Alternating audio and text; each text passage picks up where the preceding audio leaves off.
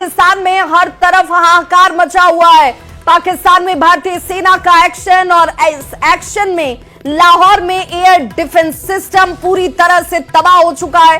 पाकिस्तान की गोलीबारी का मुंहतोड़ जवाब भारतीय सेना की तरफ से दिया गया, जिसमें पाकिस्तान की गोलीबारी में 16 लोगों की मौत हुई थी। भारतीय सेना ने आज इस पर जवाबी कार्रवाई की और जवाब इस रूप में कि धमाके की आवाज पाकिस्तान में हर जगह सुनाई दे रही है।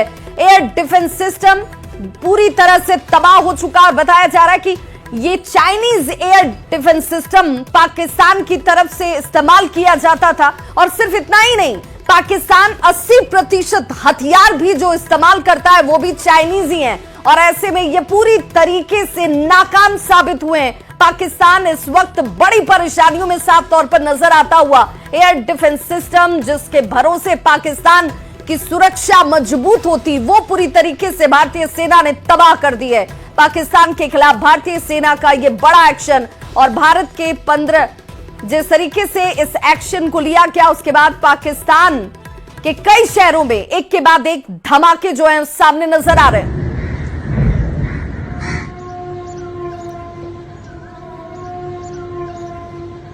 तो सेना का यह बड़ा एक्शन इस वक्त भारत के 15 शहरों को पाकिस्तान कर रहा था टारगेट। ये बड़ी जानकारी इस वक्त सामने आती हुई।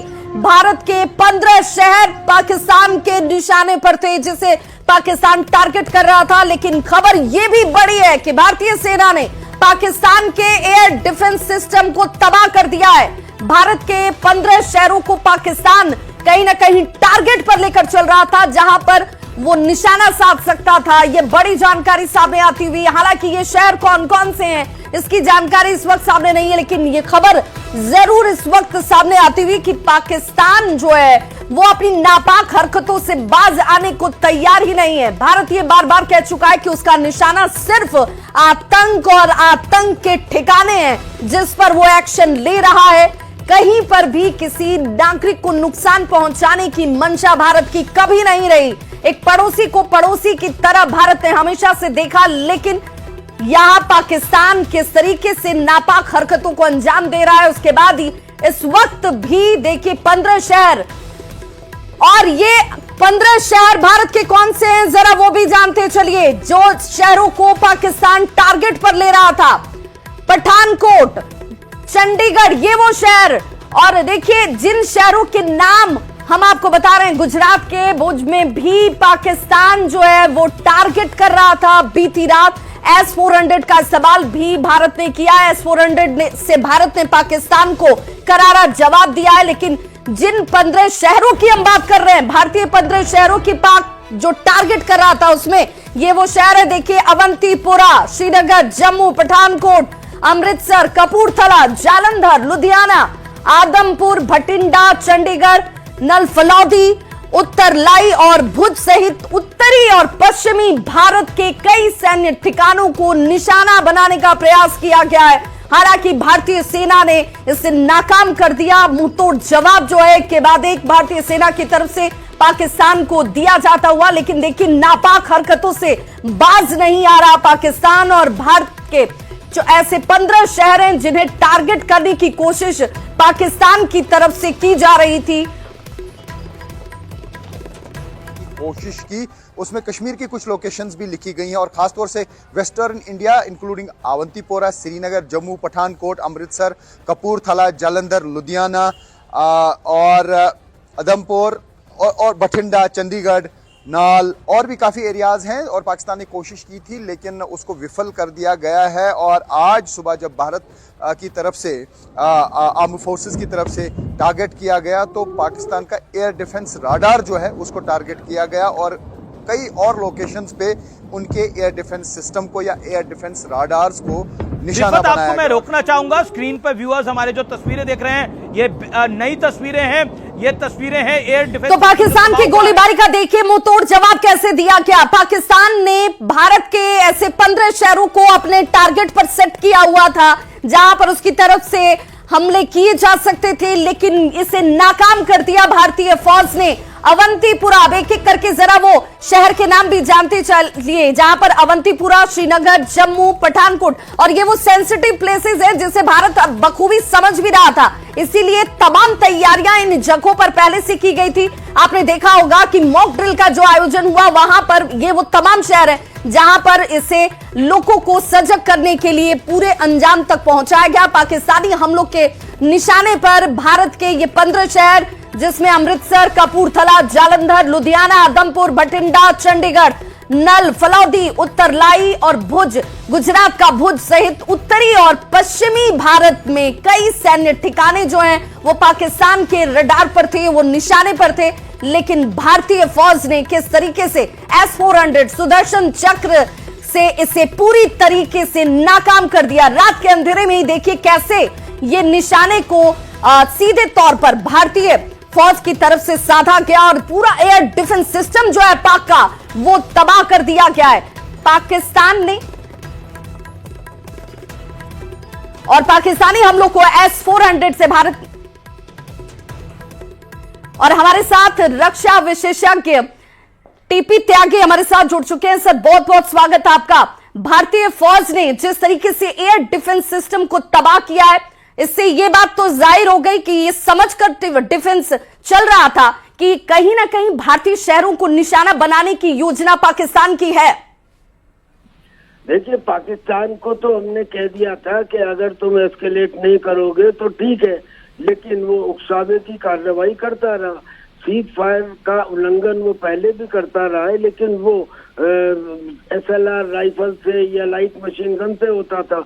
अब उसने वहाँ पे आर्टिलरी का यूज किया, ड्रोन का यूज किया, मिसाइल का यूज किया और हमारे 15 सिविलियन उसमें मारे गए, उसमें बहुत नुकसान हुआ, माल का भी बहुत नुकसान हुआ।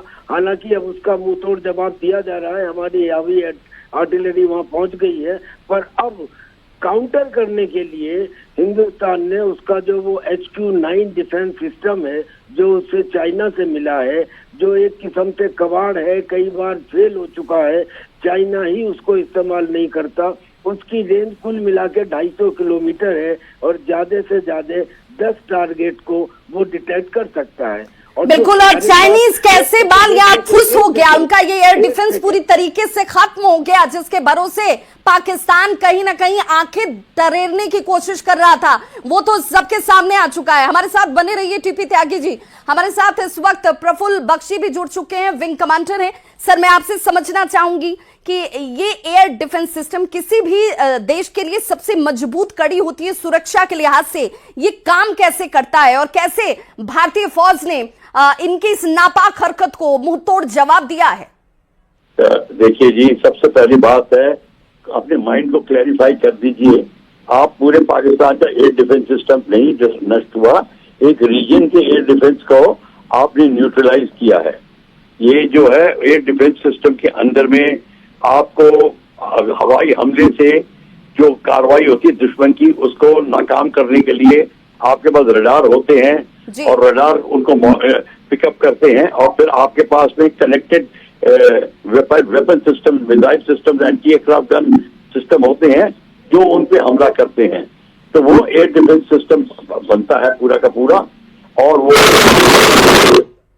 अब उसका कौन सा हिस्सा डिस्ट्रॉय हुआ, कैसे हुआ है, ये हमको पूरा अभी पता करना पड़ेगा।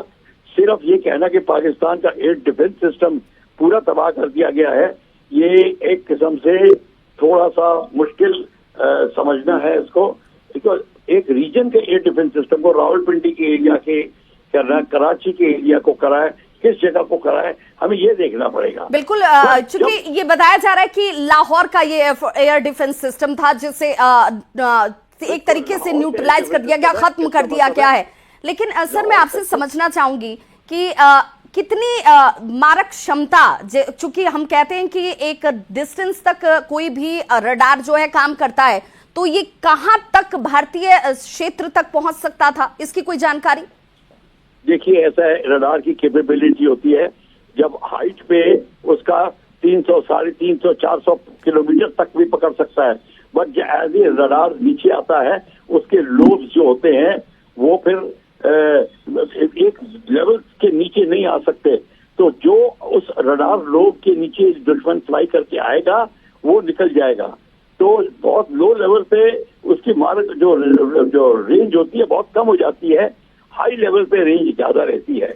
तो तभी दुश्मन जो होते हैं फाइटर एयरक्राफ्ट, हम लो फ्लाइंग करके आके दुश्मन को सरप्राइज देते हैं।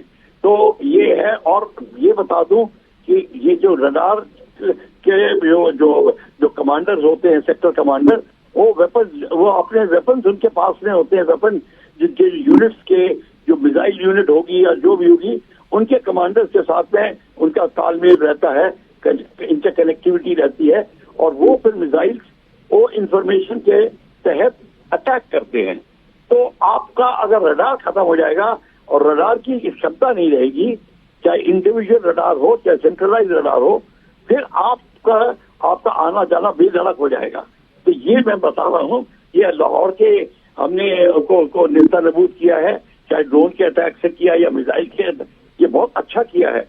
पर हमको अगर भारत को और भी जगह के एयर डिफेंस सिस्टम्स को न्यूट्रलाइज करना पड़ेगा इसी तरीके से, क्योंकि जब लड़ाई शुरू होगी तब हमको अपनी फौज दुश्मन के एयरक्राफ्ट को सपोर्ट ना मिल सके और हम उनको अटैक करें तो हमको वो रोक ना सके, इसलिए एयर डिफेंस सिस्टम होता है। बिल्कुल प्रफुल्ल बख्शी साहब, मैं आपसे समझना चाहूंगी, S-400 का इस्तेमाल किया गया, बताया जा रहा है कि इसके इस्तेमाल से हमने उन्हें ये एक तरीके से खत्म किया है, उनके डिफेंस सिस्टम जो कि लाहौर में सेट था। तो ये S-400, क्या हम ये मानकर चले कि इसकी क्षमता जो है वो एक तरीके से ब्रह्मास्त्र जैसे काम करती है? देखिए, S-400 एयर डिफेंस वेपन है, वो आने वाले टारगेट को डिस्ट्रॉय करता है, वो surface to surface weapon system नहीं है।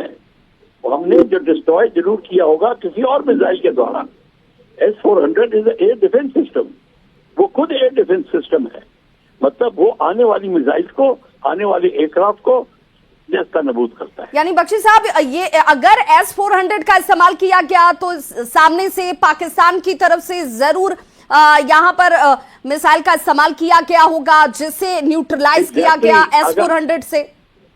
अगर वो मिसाइल इस्तेमाल करेंगे तो हमारा S-400 जो है उसको नेस्तनाबूद कर देगा और बहुत दूर तक कर सकता है, बहुत हाइट तक कर सकता है। उसके लो लेवल क्षमता भी अच्छी है। S-400 system is basically air to air system, ground to air system. कितनी ऊंचाई तक सर ये अपने टारगेट को कहीं ना कहीं जाकर टारगेट ले सकता है और न्यूट्रलाइज कर सकता है? Over 60,000 feet, over 70, close to 70,000 feet पे S-400 जा सकता है। लो लेवल पर अगर बात करें, क्योंकि आपने कहा कि ये बहुत जरूरी हो जाता है, क्योंकि जो दुश्मन होता है वो चाहता है कि भाई हम इतनी नीचे से जाएं, इतनी नीचाई से हम जाएं कि हमें रडार कैच न कर पाए। देखिए, लो लेवल जो हम लोग 1970 वॉर में हमारे पायलट्स 50 फीट 70 फीट उससे भी नीचे तक जा सकते थे रेगिस्तान वगैरह में, और वहां पे फिर जो उनका रडार होता है उसको चांस नहीं मिलता पिकअप करने का। अगर पिकअप करेगा तो पिछले अगले जब 2 किलोमीटर या 3 किलोमीटर रहेगा तब पिकअप करेगा, उससे उनका रिएक्शन टाइम नहीं रह जाता। इसलिए ये हमको लो फ्लाइंग करनी पड़ती है। S-400 भी लो फ्लाइंग एयरक्राफ्ट को पकड़ सकता है, पर उसकी भी एक लिमिट होती है। बिल्कुल प्रफुल्ल बख्शी साहब, चूंकि भारत बार बार ये कह रहा है कि भाई हमारा निशाना जो है सिर्फ और सिर्फ आतंक है, आतंक के ठिकाने हैं, लेकिन पाक ये बात समझने को तैयार नहीं है, तभी ये काउंटर अब भी आगे चलते हुए नजर आते हैं।